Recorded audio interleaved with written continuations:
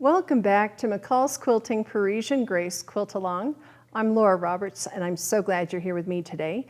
Today we're going to start working on the applique and the borders. So the way to start out, I think, is to make the stems. And I'm going to show you how to do that because they're bias stems. They're made with, sort of a bias tape, but it's something you're going to make from the fabric, and it's really easy, although it looks like it's not. So I'm going to show you how to do that. So I'm going to show you how to make the stem bias tape first. And what I've done is I've cut out that 8-inch square from the light gray that is called for in your cutting list. And then I'm going to, oh, and by the way, if you're wondering what that is, these are my initials. If you go to quilt retreats with your friends, it's just Sharpie, it lasts forever. That way you get your rulers back. Okay, so I'm going to take another big ruler here, and I'm just going to go from corner to corner, and I'm going to cut this diagonally. But before I do that, I have to mark it. I'm going to show you what I mean by that. The top and the bottom, right in that seam allowance, so not very big, I'm going to put in a 1. And on each side, I'm putting in a little 2 right in what will be a seam allowance, like that. You'll see why this is important in a minute. Okay, and now I'm going to cut this apart right from corner to corner. This method, by the way, will not work on a rectangle. It has to start with a square. Okay, so I've cut that apart like that. And now I'm going to make my first seam, and the first seam is going to connect those ones, all right? So I'm going to put them right side together, the one edge here and the one edge here like that. Once you get moving around, it's really easy to like which one was one. And I'm just going to put them together like this. And of course, they're going to be a little bit offset. So you're going to have those little dog ears again. Okay, like that. And I'm going to just put in a couple pins.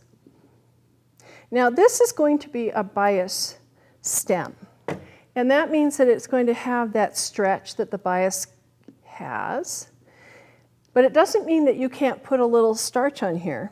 So if you want to starch it, by all means do. Okay, I'm just going to make sure I've got those edges together, aligning those raw edges like that. And I'm going to put one more pin in down here. Now you know I'm using red thread so you can see what I'm doing. But when you're making your own, you're going to want it to be a thread that's more like the fabric. Okay, well, over to the machine. And here we go. It's your regular 1/4-inch seam allowance. Okay, there we go. And I'm just going to stitch that together. When you're making the dark gray, you're starting with a 22.5-inch square. It's a lot bigger than this one. This is the little guy for the stems. But I figured it'd be a good one to show you because I can have it all ready to go pretty quickly, whereas of course the bigger one takes longer. There we go, and I'm just going to grab my awl for that last little alignment. There we go. Okay, there we go. That's all sewn, and I'm just going to cut off the thread, a little thread catcher dooley, and I'm going to bring it back over here and grab the iron. Okay. So what I'm going to do here is press this seam open. It's important that it be open because you're going to be trying to get one of these bias bars through here, and if it's to one side, it can be really bulky. And I'm actually not going to put any starch on it this time because this really doesn't need it, and I want this to be a little bit flexible. Which it would be, even if I starch it, you would still not, still not have a problem making that move, but okay. Just gonna give that a little bit more. You want to press this one really well because if this seam allowance isn't flat, when you're putting bias parts through the middle, and you'll see what I mean by that, you can catch it. Okay, so that's pressed open. And that's a little weird, and it's gonna feel awkward, and it's gonna feel like you're doing it wrong, but you're not. Okay, really, it feels strange. And what I'm doing now, I'm going to turn it like that so I can see it. And I have a number 2 here and the number 2 here, those marks I put. I'm going to be sewing those together, right sides together, all right? But before I do, I'm going to draw some lines. Okay. This one, for the stems, this is going to be 1 inch wide. You want 1 inch wide bias. So, here we go. I've got my ruler. You can use a mechanical pencil or a pen, as long as what you're using isn't going to run. So if you want to use a pen, make sure it's going to be one that doesn't wash out and kind of smear. Okay, so I'm going to be drawing lines on here. And I think it's going to be best if I draw the lines on, doesn't really matter, the wrong side or the right side. But when I sew this together, it's going to be right sides together. So I'll switch that and do it this way so that I've got my lines on the outside. You'll see what I mean in just a second. Okay, so 1 inch line on the ruler, and I'm just going to take, I've got a pencil here, and I'm going to draw this line carefully because you're going to need this line. All right, there's my first 1 inch line. I'm going to move the ruler up like this and put that right on that first line, just like that, and draw another line, like that. And I'm going to keep going all the way up. You do the same thing when you're doing that dark gray bias for the vine. It's exactly the same, it's just bigger. Okay, all right, just keep going here.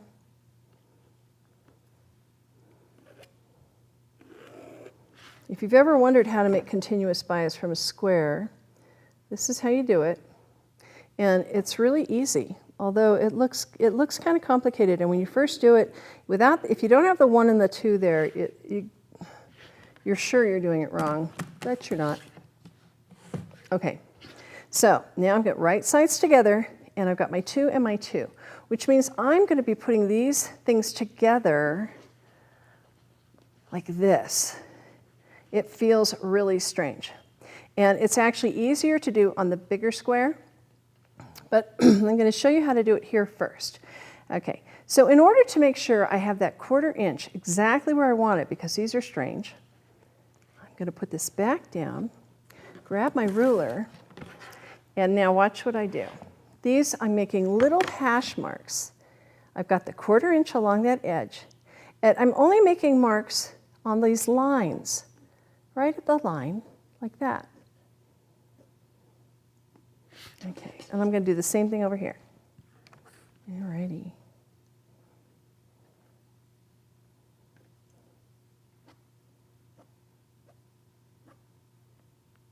There. All right, see those? Okay, so when I do this again, a 2 to a 2, what I'm doing is I'm actually going to offset it, meaning that this line is going to be pinned, not like that where it would match, but I'm offsetting like this, okay? And it's going to be offset over here too, so it's the exact same thing. So the way I'm going to do that, I'm going to grab a pin, and I'm going to put it through that hash mark, the hash mark right there, that second one on this side. And I'll put it through the first one over here. So there's the first one, okay. I'm taking the pin, I've got it through the first one, and then I'm putting it through the second one. Did I get it? Pretty close. Okay. It feels so weird doing this, and then it turns out so beautifully, and you're like, oh, that wasn't hard. Okay, you see that's coming through that one too? And I'm just going to pull that so it's nice and snug, but I'm not going to pin on either side of it until I get these edges aligned. All right, my 2s have to align. So I'm going to work this around. Now see how strange this is looking? It feels even weirder than it looks. It really does feel wrong. And just trust yourself.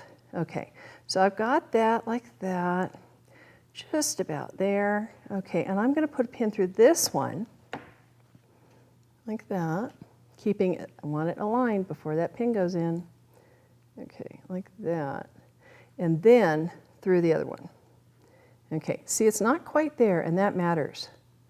Because if it's not right there, if you don't really pin through those 2 marks, you're not going to have, when you cut this apart, you're not going to have your lines right. And so you're not going to be, when you cut it all and you're making the actual bias, it won't be the way you want it to be.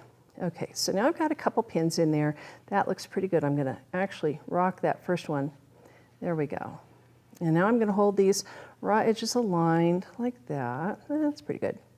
And I'll rock this second pin. And now I'm going to do the same thing here. It's worth it to go through every single hash mark. And that's true on the big one too. Hey, I got lucky. Look at that. Right through. See? Every once in a while. Okay, and again, I'm holding that so the raw edges are aligned. There we go. One more. Okay. Once this is all sewn together and cut, so you actually have your strip, your bias strip, this is going to get all of your stems. It's going to come from this one strip. Okay, let's get on the other side, find that guy. Nope, not quite. There. Okay, right like that. You know how weird this feels? And I'm just going to pin right down here too. Okay, like that. Okay, so now I have this very strange looking thing. It's going to be good. Okay, back to the machine. It's very strange when you're working with it actually on the machine. And it's really easy to kind of sew more than you want to get a little extra thing under there. And I'm going to show you how to avoid that. Okay, first I'm going to do that needle down position. Just if you have it, it makes life easier. Okay, and here's what I'm doing. I'm going to go ahead and start sewing like this. And it feels really weird, but it's okay. Do you see how strange that looks underneath here? So I'm going to actually bring up the needle and the presser foot, and I'm going to put this under here, this big leading area. And now I'm going to bring the presser foot down 1/4 of an inch, just, you know, right on that edge like normal, and do the needle down. And I'm going to take a couple of stitches here just to get things and get that pin out of the way. Okay. And then all I'm doing is I'm going to sew along, making sure I get through that little hash mark. That's 1/4 inch. Okay, now under here, it's very easy for that to get kind of working its way under because this is such a strange shape. So make sure you only have the two you want to sew under there when you're sewing. There we go. That pin. Okay, and I'm going to check again because now that I've gone this far, see, look at this. You see how that one's starting to creep kind of under? It's really easy to get that under, especially when you're doing the bigger one. So I'm just going to check every time. Okay, when I move the fabric, I'm going to make darn sure I'm not catching anything in there that I don't want. And you have to work at this a little bit because it's just weird, but it'll be fine. So get that flat. I'm going to go ahead and keep stitching now. This is a really slick trick. This way of making continuous bias, because otherwise you're cutting bias strips and sewing them together and all that. Okay, now I'm almost done here. Make sure that's all flat. There's nothing under there that shouldn't be. Okay, and my last little bit. Okay, I want to make sure I have it flat there and lined up before I take that pin out. Okay, and there we go. All right, that's all sewn. I'm going to take it out from under here, like this. Okay, and when I come back over here, you'll see how weird does that look. How weird? Okay, and so I'm going to press this seam allowance. And here's something, it's a little tricky because you don't really want to press that. You just want to press the seam allowance. So you kind of move the part you're going to press into the middle of where you're working. Let's just get that. Okay, I'm going to go ahead and press this open, that seam allowance, nice and flat. Okay, I'm just going to rotate this a little bit and then press the rest of it open, like that. Okay, pressing it pretty well. I want that to stay open. All right, so that's pressed open. And now, guess what happens? Take scissors, and you're going to start cutting apart on this line, like that. So I'm just going to turn it around so I can see it, like this. Get my hand in there, it just makes it easier. And I'm going to make sure I don't cut underneath. It's easy to get that, and you don't want to. Okay, here we go. So when you start doing this, work on the big one first. It's easier to handle. On the big one, you're going to be drawing your lines 1 1/4 inches apart because you're going to be making the vine, which is 3/8 of an inch wide. The stems are only 1/4 of an inch wide. Okay. Oh boy, isn't this just the coolest thing ever? Kind of like a puzzle. It's fun. I love this technique. I really do. I like the magic of it. I like that you don't know what in the world you're doing, and it looks very strange. And look what happens when you cut it apart. It makes a lot of bias, tape or bias strip very quickly. Okay, there we go. A thought, when you're working with a smaller tube like I am now, you're going to want scissors with a smaller blade like these. You're going to want your bigger bladed scissors, or you may want them when you're working on the other one, just because you're going to have more room for that blade. Right now, if I try to put a big bladed scissor in here, it really wouldn't fit. Okay, almost to the end. Look at that. Okay, and last round is right on that last little guy. Okay.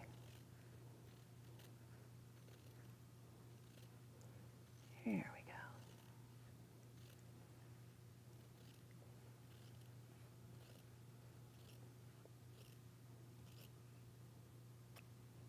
And I'm just going to cut this little thing off. I don't need that. Like that, throw it away. And look at this.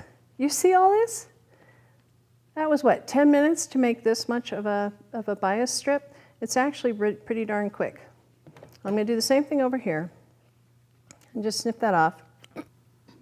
Okay, so now I've got this. How do I turn it into the bias tape? Well, I'm going to show you that. I'm first going to just get rid of this. I actually am going to trim that seam allowance a little bit inside there because we're going to use bias bars. It's when you sew, you're going to sew the tube and then you're going to go ahead and put bias bars down through it. So just on that first one where it had that extra, I trimmed that a little bit. All right, so now what I need to do is press this in half. Now, usually when you're sewing, you put things right sides together. Well, with this, you're going to put wrong sides together. Okay, no, it's a strange thing all the way around, isn't it? Okay, so we're going to do wrong sides together, like this. And here we go. Now, when you're working with this stuff, it's a bias. I can stretch this like nobody's business. You don't want to stretch it. You just want to fold it over, raw edge to raw edge. It doesn't have to be absolutely perfect. It's okay if it's a little not quite perfect. And you can see now here why I had to press those open. If those were pressed to one side, you'd have this big lump. And you don't want a big lump. I'm just going to keep going right there. Okay. It's harder to handle when you're going around where it's been sewn. There we go. Okay.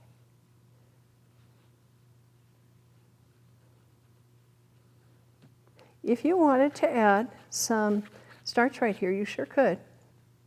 I don't recommend it because when you end up rolling the bias tape on the bias bar, which you're going to do because you're going to be moving the seam allowance to the back, if you have a really firm crease here, it's going to show on the front of your stems. But you can always press it out again. So if you really want to have some starch here, just for comfort's sake, go ahead. All right.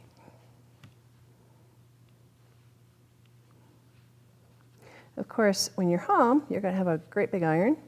It'll be faster than this. But there we go. See how it's curving as I'm pressing it? That's okay. It doesn't matter. As long as I've got the edges together, we're fine. As long as both edges are curving together. If only one edge were curving, then it would be getting kind of, what's the word I'm looking for? Tweaked, torqued. It would not be what you want. Okay, making sure that stays open when I press it over. I want to make sure that that seam allowance from before stays open, that I'm not pressing it to one side by accident. Okay, and just going to finish up here like that. Okay. Ta-da! Okay, now it's going to say in your instructions that you're going to be sewing 1/4 of an inch from the fold. Well, you are, but it's not your normal 1/4 inch seam allowance. When you're doing the big one, the dark gray for the vine, you're actually going to be sewing 3/8 of an inch from the fold. And believe it or not, sewing machines have that 3/8 inch mark, okay? So it's right in there and it's not going to be hard to find. But on this one, because it's the narrower one, it's sewing 1/4 of an inch from the fold, not from the raw edge. I'm going to take you back to the machine and show you what that looks like. All right. Okay, so let's just put in one of my little thread guys. Okay, right here on your 1/4 inch foot, that's where your fold's going to be. Usually when you're aligning something there, it's your raw edges. This time it's the fold. If you were doing the bigger one, that dark gray, you'd be aligning, there's a 1/2 inch.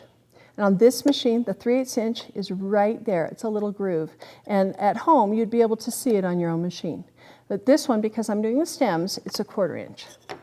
And it's kind of tricky to remember, you want the fold side that way. Now another thing is, because you're going to be pressing this flat on a bias bar, you're going to want a little more than 1/4 of an inch. So when the instructions say to sew 1/4 of an inch from the fold, I want you to add a little more. So it's a 1/4 inch and a little bit more. That will make it easier for the bias bar to slide through. So I'm going to put mine right there, the 1/4 inch foot, and then a little bit more sticking out. Okay, and I'm going to just sew. Now here's something weird to know. As it goes through the machine, it starts pulling and it can really twist. You're trying to keep it flat as it goes through the machine. So I find that if I have a finger in front of it like that, sometimes two, and sometimes the awl helps. You want to make sure that you're keeping that flat, not letting it kind of unfold. And it's going to want to unfold. Okay, and it's just going to get it as even as I can, just outside that 1/4 inch. So I have a 1/4 inch and a little bit. Okay. I'm going to take off my glasses for now because I can actually see it better. Okay, I'm going to fold that there, and I've got it where I want it. Okay, and now you can just kind of stitch along. Every once in a while you may need to move your fingers. It's okay, it's worth it. Okay, so remember, when it says a 1/4 inch, get a little more. Maybe another 1/16 or even 32nd. And that way, that bias bar will slide through really nicely. Okay, this is a little tricky because that's where all those seams are. I'm going to make sure I've got that all right where I want it. Okay, like that.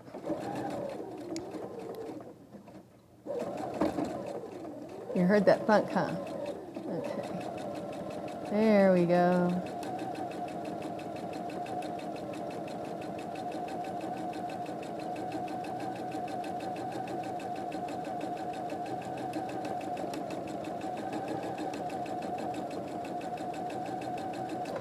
I think I've done enough to show you what's going to happen with the rest of it. I'm just going to stop there and take it out because this one, the stems, we're cutting those at 3 inches, so I think I've got enough to show you here. Okay. All right. So, taking that out, and I'm coming over here to my pressing pad. Now remember I said I have the 3/8 inch one, and I have the 1/4 inch one. Okay, this time I'm using the 1/4 inch because I'm doing the light gray. And what you do, the bar has two ends. One is rounded and one is square. You're going to put the rounded end in. These bias bars come in packages of either 3 or 5. And they can be this kind of heat-resistant plastic or they can be metal. It doesn't matter what you use. Just remember that after you've been pressing on this, it can get really hot. So just kind of keep that in the back of your head. All right, so I'm putting that rounded end. I'm going to start like that. Put the rounded end right in here. There, like that. And what I'm going to want to do, I want to roll this so that seam is going to be hidden. So here's what I'm doing. I'm just going to use my fingers and roll that seam like that. And then I'm going to press. Now, I have the stitching hiding here. Can you see that? Right there? And there's a small enough seam allowance that I can press it and it won't be shown at all. If you're worried about it, you can go ahead and trim that seam allowance even more now. But it's pretty small, so I'm just going to leave it like that. I want to make sure that my stitching is on top of the bar, like that. When you're doing smaller, narrower strips like this, starch can be really helpful. Okay, so I'm just going to press that on the bar with the bar in there. Okay, just like that. That kind of gets us started. And now, if I go sliding it along, don't want to get too hot. When you're sliding it down, if you're holding it like that, it can be harder to slide.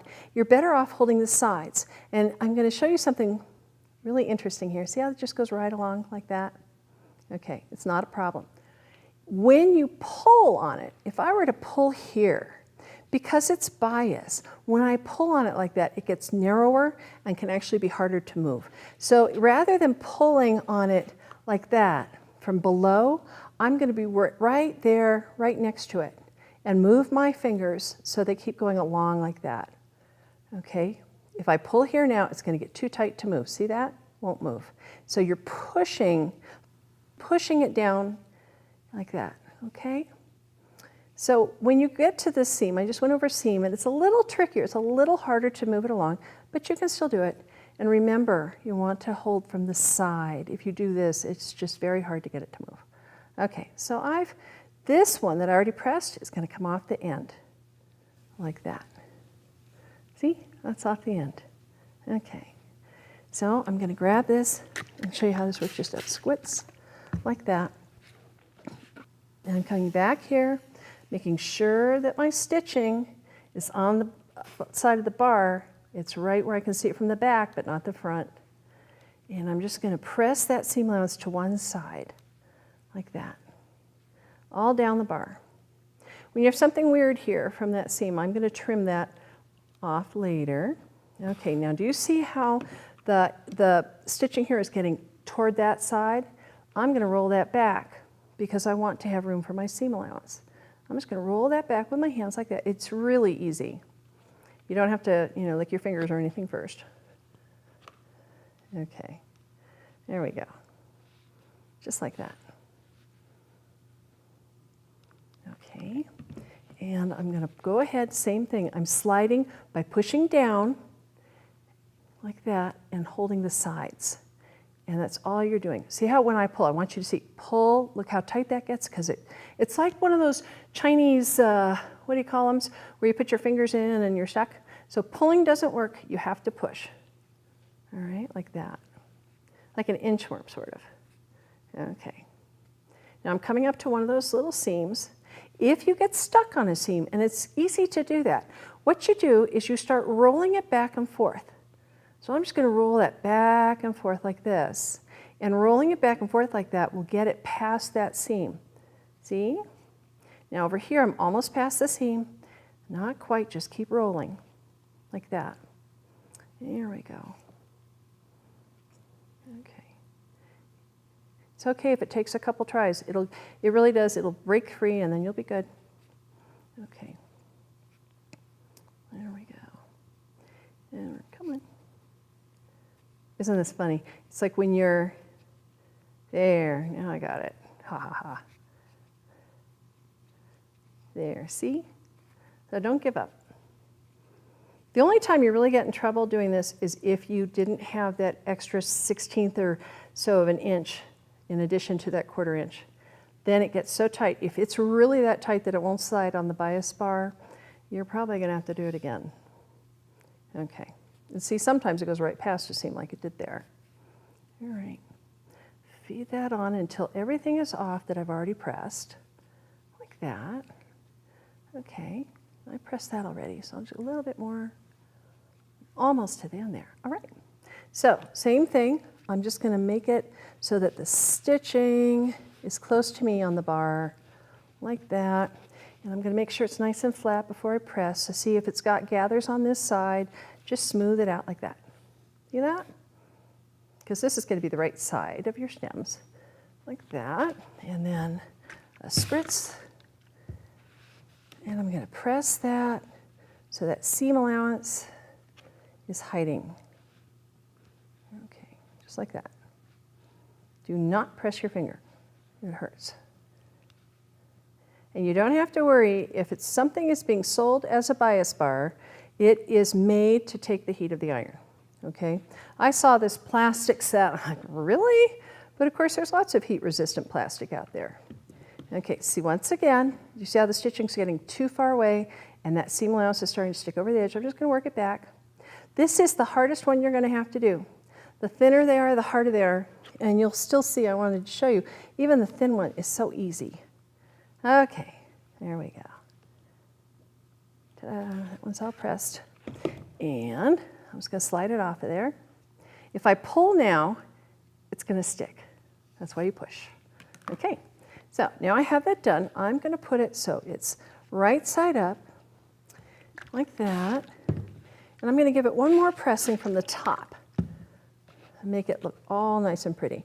And see here, if you have something sticking out like that, I can do it just like this without the bias bar. I can press from the wrong side. Just get that little piece. If you're trying to roll this without the bias bar, it gets very difficult very quickly. Okay, there we go. Look at that. Isn't that pretty? It's the only way to go. It really is. Okay. And same thing here. Okay, now remember this one had that weird stuff kind of in the way.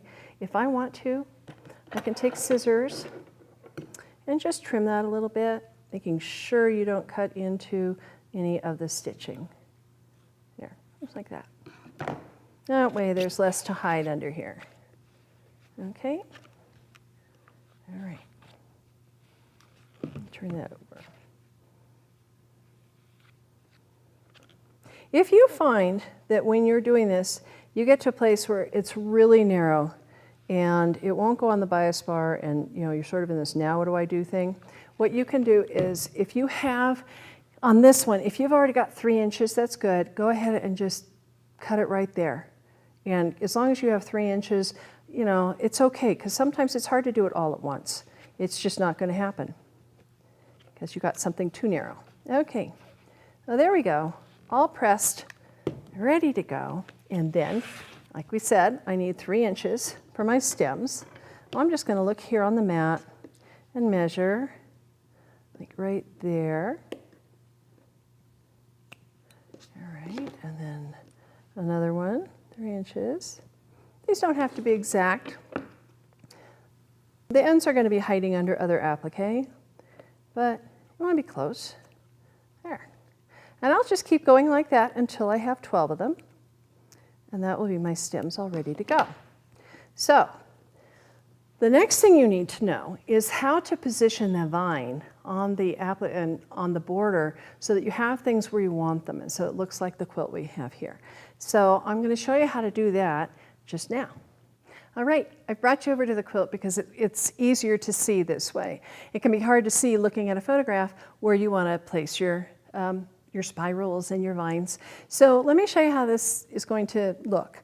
You're going to be looking here at that point, the point where that block comes in, and when you come over, your spiral is going to be, the bottom of the spiral is going to be about 2 inches below that imaginary line, all right? And it's the same way up above. This spiral is the symmetrical opposite, the mirror image of that one. So it's going to be about 2 inches or so, these are not exact, to the right of that top point, all right? Now, when you come over to the smaller little spiral, it comes straight out from the second row in that block. And again, straight up from the second row in that block. And once you have those positioned, the rest of this will just fall into place. And everyone's going to do it differently. Yours is not going to be exactly like anyone else's. It's not going to be perfectly symmetrical, and that's okay. So I'm going to show you now how you're going to take this information you have, now that you know where things go, back to the border, and put it where you want it. All right, now that you have an idea of where you're going to position those vines, bringing back to the quilt here, I've already sewn on that inner border, the little 2-inch border. It's just sewn on as you would sew on any border. It's got a 1/4-inch seam allowance, and of course I was watching to make sure that I came right through that little intersection where my points are.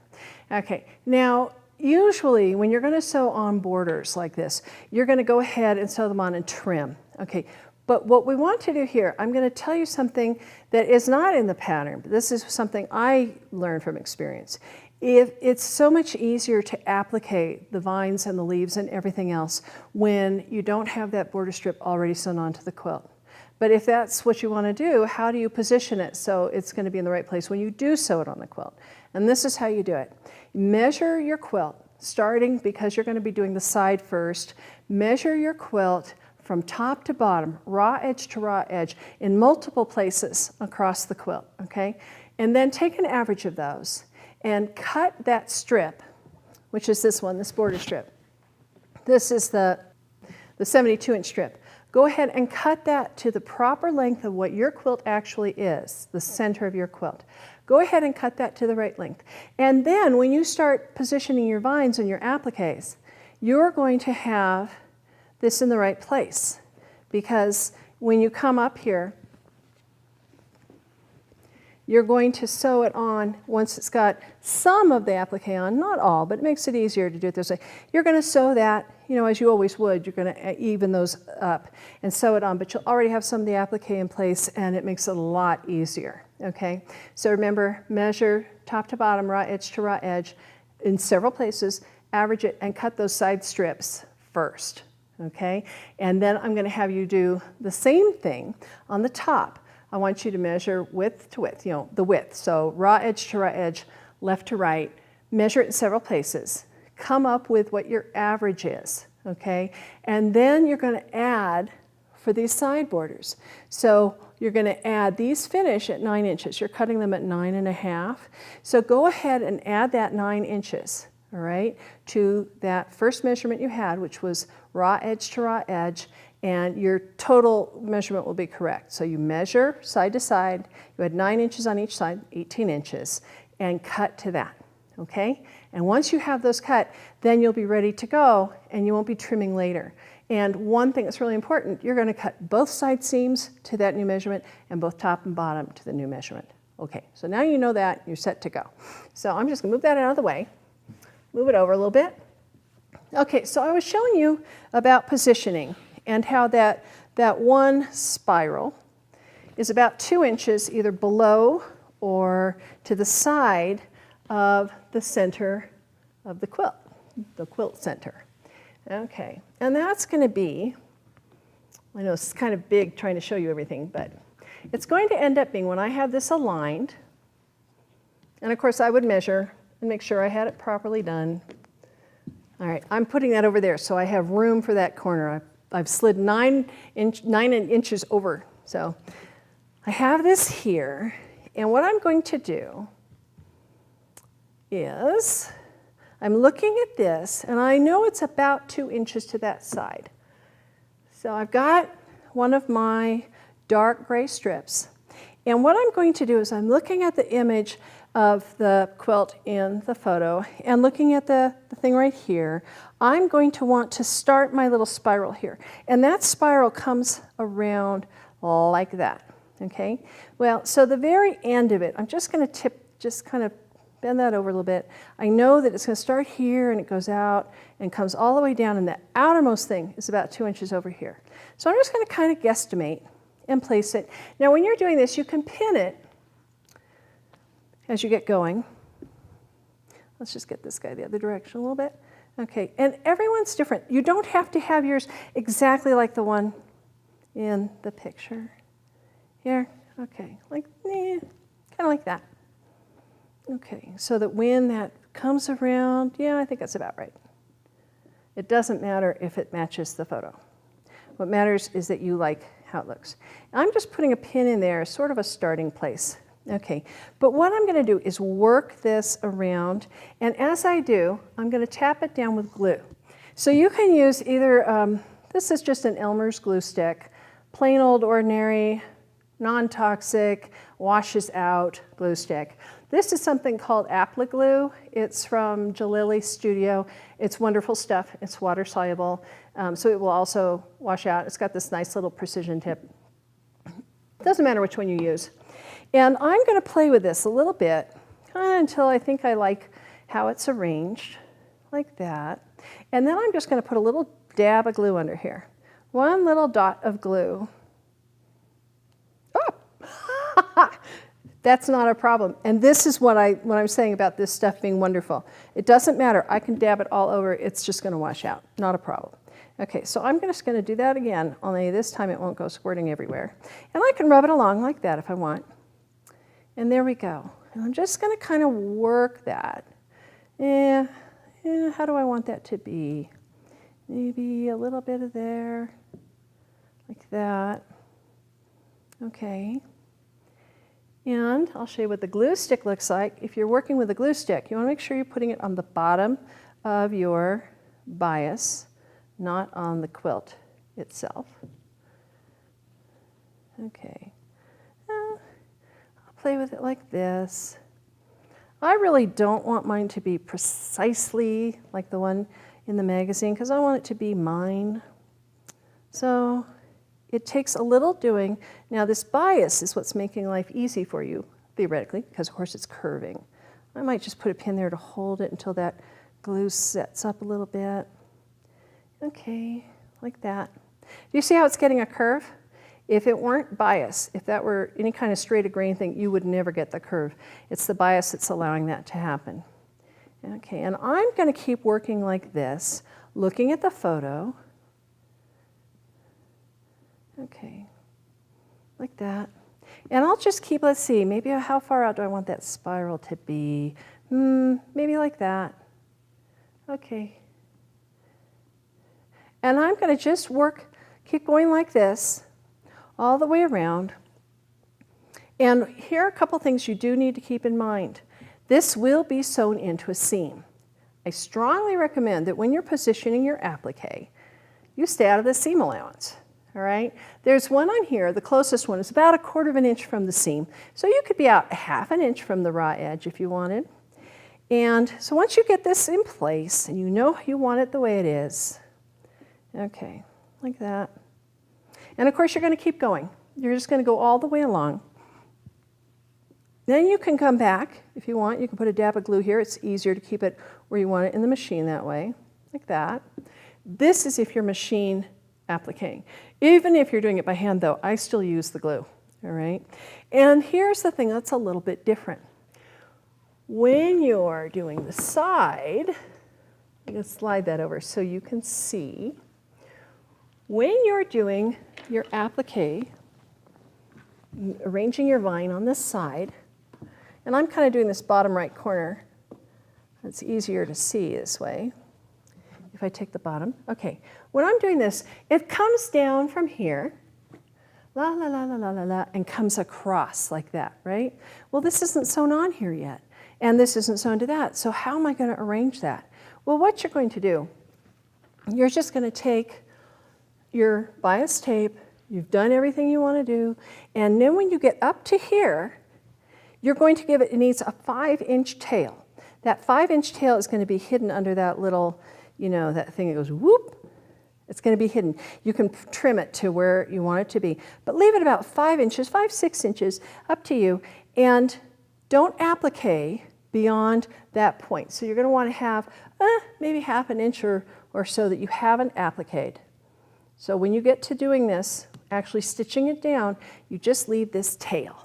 Then what I'm going to ask you to do, you're going to, as soon as you've got most of the applique done, you're going to go ahead, sew the borders on, like this and like this, and then you're going to finish off the applique, okay? Which will then be harder to move, but you're only going to have to do the little bits that kind of crossed over anything you want to fill in.